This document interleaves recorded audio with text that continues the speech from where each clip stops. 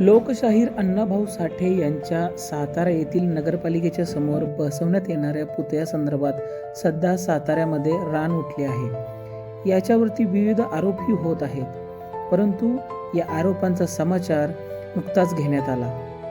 यामध्ये किशोरभाऊ कालफाडे यांनी त्या आरोपांना प्रत्युत्तरही दिलं व एका चांगल्या कामासाठी सर्वांनी एकत्र येणं गरजेचं आहे यासाठी त्यांनी सर्वांना आवाहनही केले आहे। परंतु श्रेयवादाच्या लढाईत न पडता सर्वांनी लोकशाहीर अण्णाभाऊ साठे यांचा भव्य असा पुतळा बसवण्यासंदर्भात एकमत होणं गरजेचं आहे, अशा पद्धतीचं वक्तव्य माध्यमांसमोर व्यक्त केलं। काल माननीय नगराध्यक्ष अमोलजी मोहिते आणि माननीय जिल्हाधिकारी सातारा यांना निवेदन दिले होते सकल मातंग समाज आणि आंबेडकर चळवळीतील बहुजन बांधवांनी।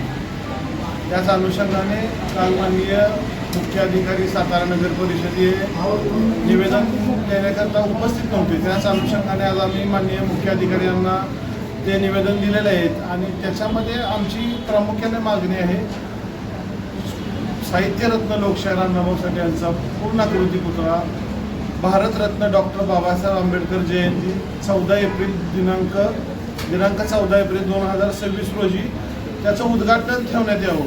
कारण का आता जर पहिली वस्तुस्थिती 2-3 वर्ष झालं अण्णाभाऊंना अभिवादन करता येत नाही।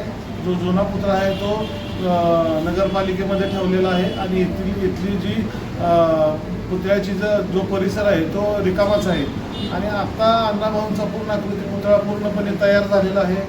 पूर्ण सगळ्या शासकीय NOC नगरपालिकेने काढलेले आहे। कला संचालनाने रिपोर्ट दिलेला आहे की पूर्णपणे पुतळा तयार आहे, सुस्थितीत आहे आणि आता कोणतंही काम राहिलेलं नाही आहे। त्यामुळं सातारा नगर परिषदेने साहित्यरत्न लोकशाहीर अण्णाभाऊ साठे यांचा पूर्णाकृती पुतळा दिनांक 14 एप्रिल 2026 रोजी बसवावा आणि त्याचं उद्घाटन घ्यावं।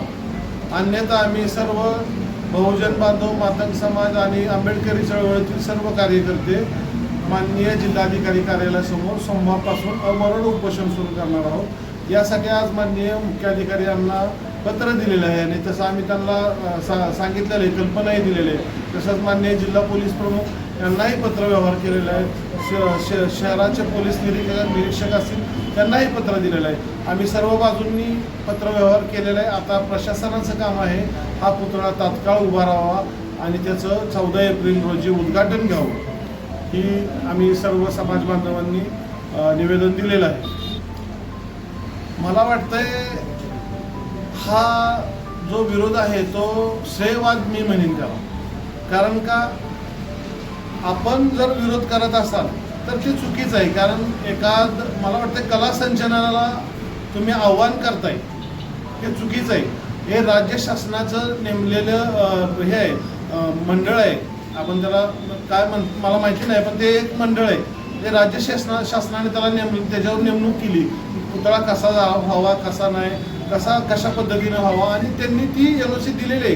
पुतळा पूर्णपणे व्यवस्थित झालेला आहे। तर त्याला तुम्ही चॅलेंज करत असाल तर मग याला एका बाजूने तुम्ही श्रेयवाद म्हणला तर काय वावगं ठरणार नाही।